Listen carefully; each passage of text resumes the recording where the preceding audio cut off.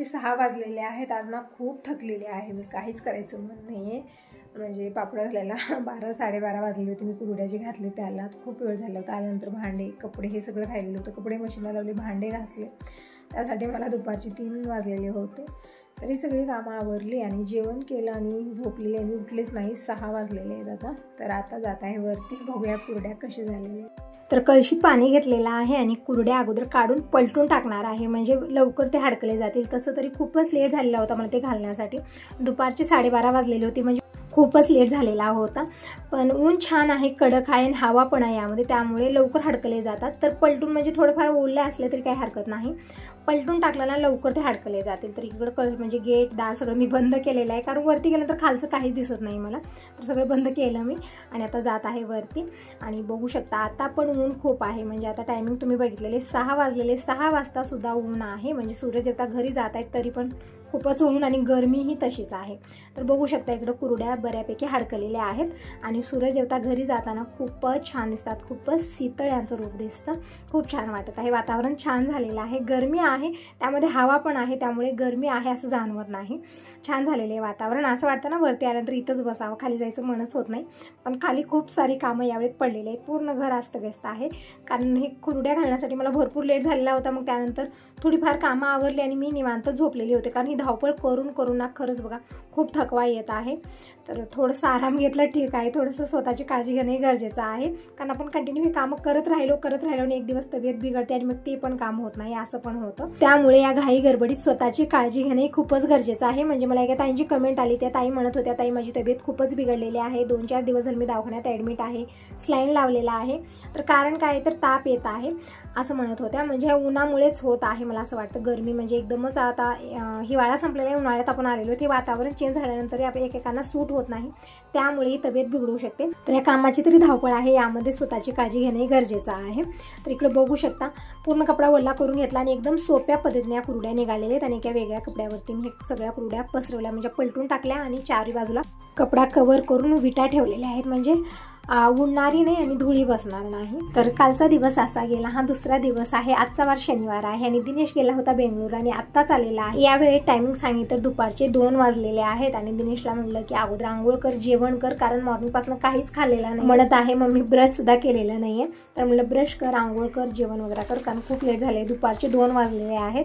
आणि दिनेश जाते वेळेस ट्रेनला गेला, रिझर्वेशन होतं आणि रिझर्वेशन म्हणल्यानं सीट असते आपापली, आणि येते वेळेस मात्र रिझर्वेशन केलेलं नव्हतं.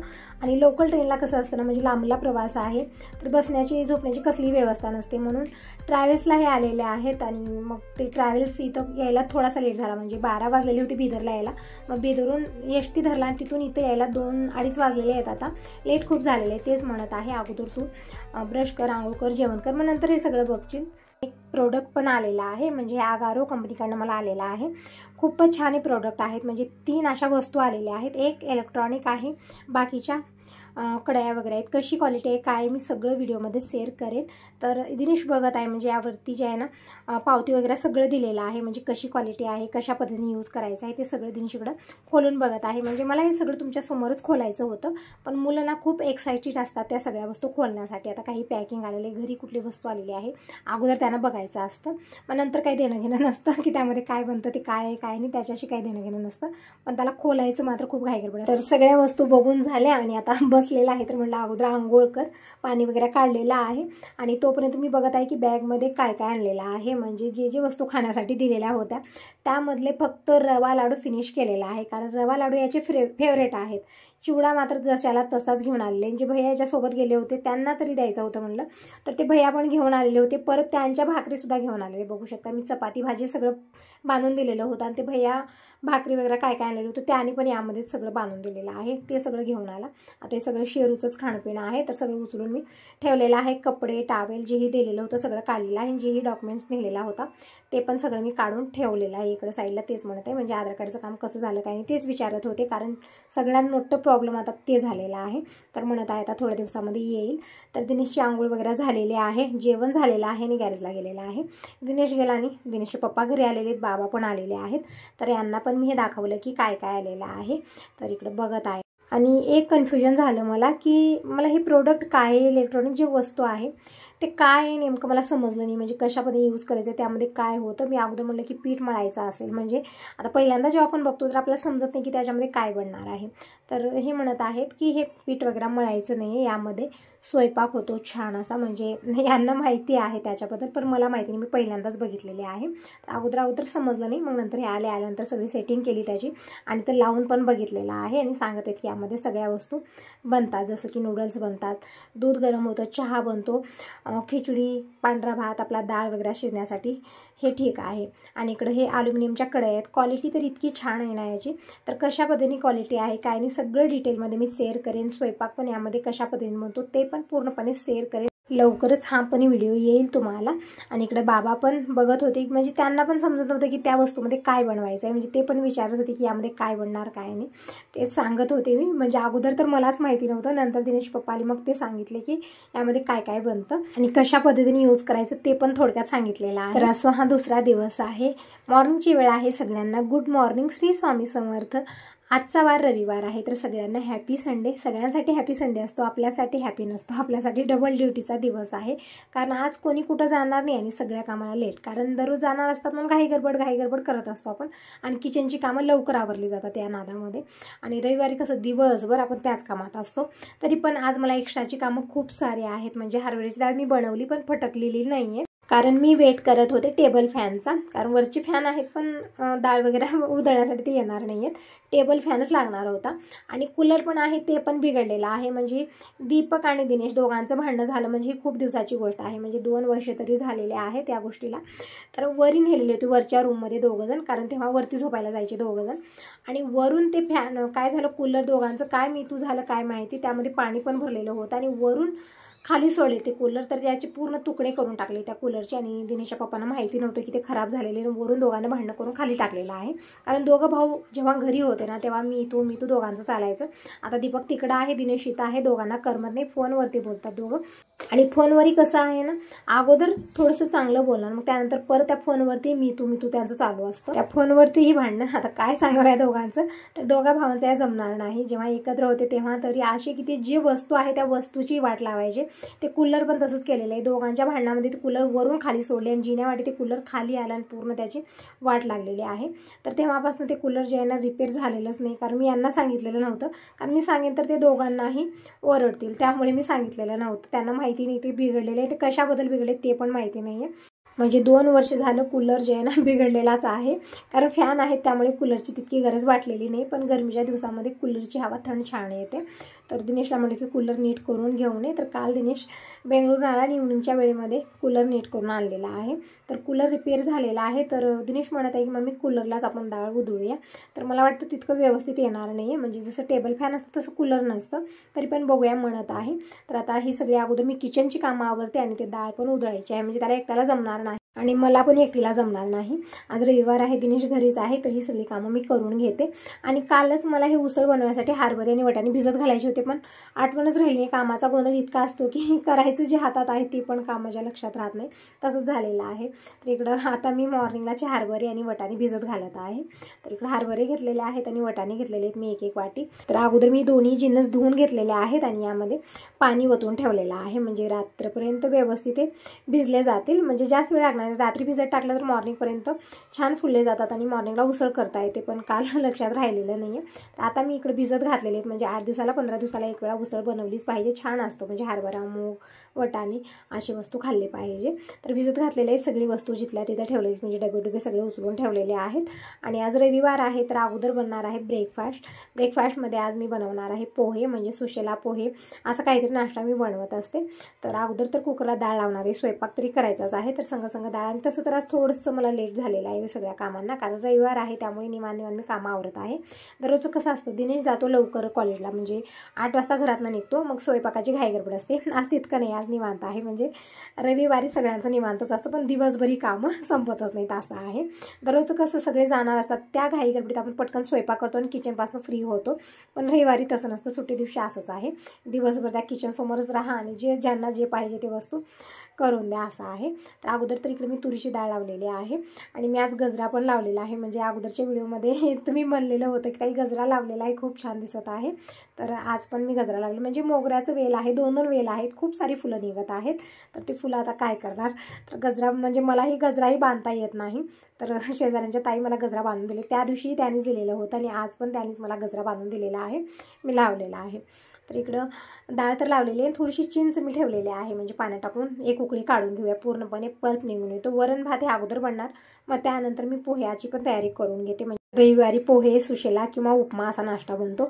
दिनेश गेलेला आहे दूध आणण्यासाठी आणि येते वेळेस थोडं म्हणजे काही छोटी मोठी वस्तू संपतच असते, ते पण आणण्यासाठी सांगितलेली आहे. इकडे कुकरला डाळ झालेली 2 शिट्या, तर डाळ पण शिजलेली आहे. आणि अगोदर मी दूध गरम करायला ठेवते, चहा बनवून घेते आणि मगच वरणाची तयारी करणार आहे. परत आता ते डाळ पण उदळायची आहे, ते सगळं बाहेर नेणं, उदळणं ते पण आहे आज काम एक्स्ट्राचं. परत कुरड्या मी काल पलटून आलेले, ते पण बघायला आणखीन गेलेली नाही आहे.